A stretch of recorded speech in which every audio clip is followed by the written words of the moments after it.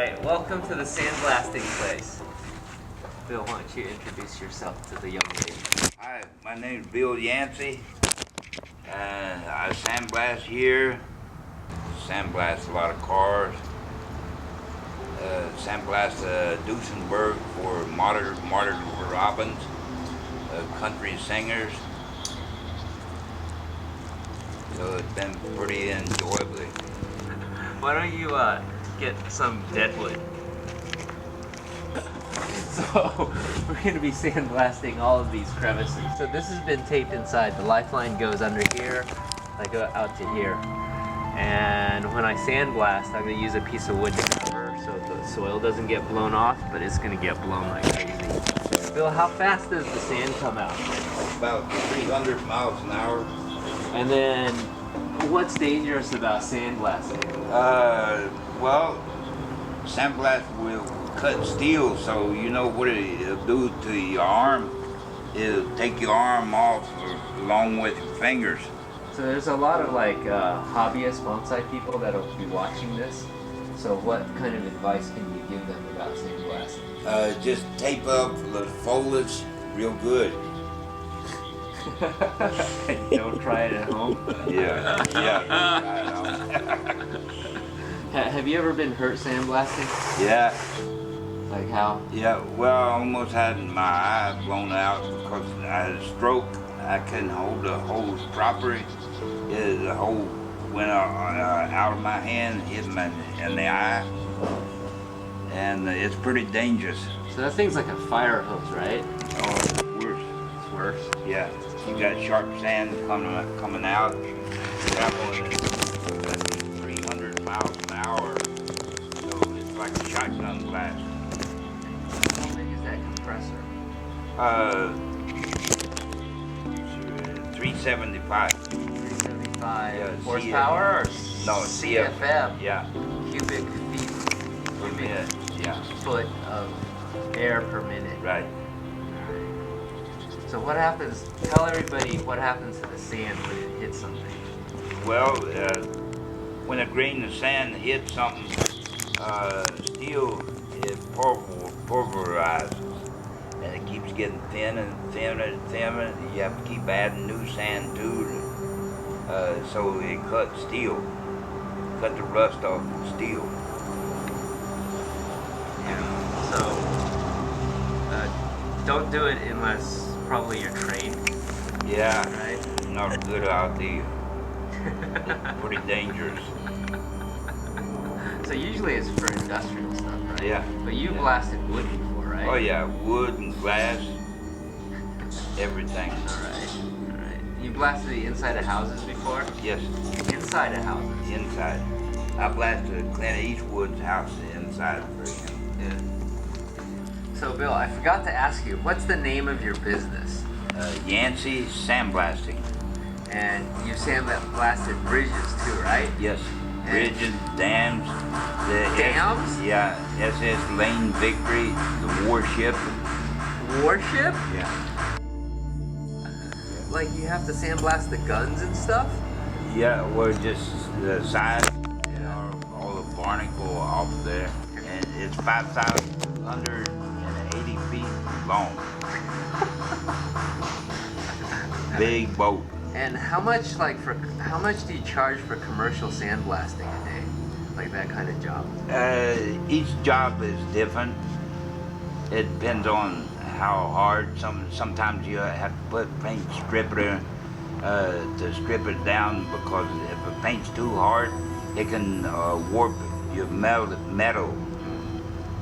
So each job is different. And you sandblasted in Disneyland? Yeah.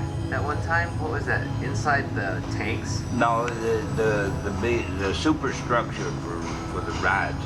The superstructure for the rides, so Yeah. they can repaint it? Yeah. Oh, you mean like roller coaster frames and stuff? Exactly. That's what it was. Yeah. Sounds like a pain in the ass. Well, you laid it on horses, because it's round tubes most of it, and just blast. Oh, so they take it apart? Yeah. Oh, okay. All right. And I was gonna ask you, what's the difficulty level of sandblasting like something like a tree? watch you don't tear the folger off, or you hit into the live part of the tree. Because all they're doing really is just blasting the dead bark, dead wood off. Right. And the angles, you have to crawl down there. Yeah, you had to stoop down, bend over, get up on top, blast all around. Yeah, so this is your office, right? One of them. Right? Yeah. And you actually have a house somewhere else, right? Like a nice house, right? Oh, yeah. Like in PV or something, Yeah, right? exactly. And so, do you go home every night? No, not usually. Sit around and look at raccoons and possums walk around. And where's your bed? In the office. Bill, why don't you tell the folks that do the trees about the bull pines? The bull pines in West Virginia. Oh, back home in West Virginia on my mother's farm, we have like a whole acres of bull pines. It grows all rear configurations. They're all crooked, and it's beautiful. Are they on hills or in the flats? Right on top of the mountain. Right on top of the mountains. Do they call those ponderosa pines? Are there any other names for bull pine? No. No? That's it? Yeah? Yeah, they have what they call sugar pines, which is white pines. And we got a whole forest of that also. Yeah? The bull pines, how big are they? Like, how big are the bases? Maybe a foot through. A foot? Yeah, about this big? Yeah. And they're all crookedy and stuff? Yeah. Oh, yeah.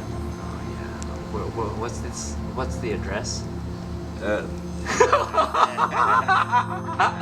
So, Bill, where do you live in West Virginia? What's this farm like? Is it like in a city?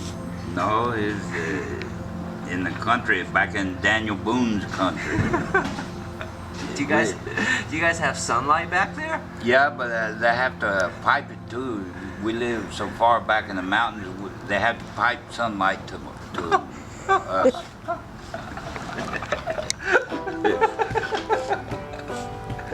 It's ridiculous. And one day, my daddy was plowing popcorns with a mule, and it was so hot, the popcorn started popping, and the mule saw the popcorn fall in the snow and froze to death.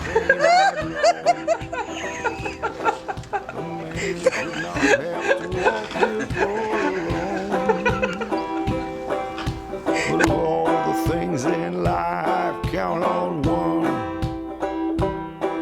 I'll always be behind you, son. And he said life is a gamble, and before you throw them dice, if it's more than you can handle, please take this advice. And he said stand your ground and don't back down, but that's the only way to win. And when life throws a punch, son, you got to take it on the chin.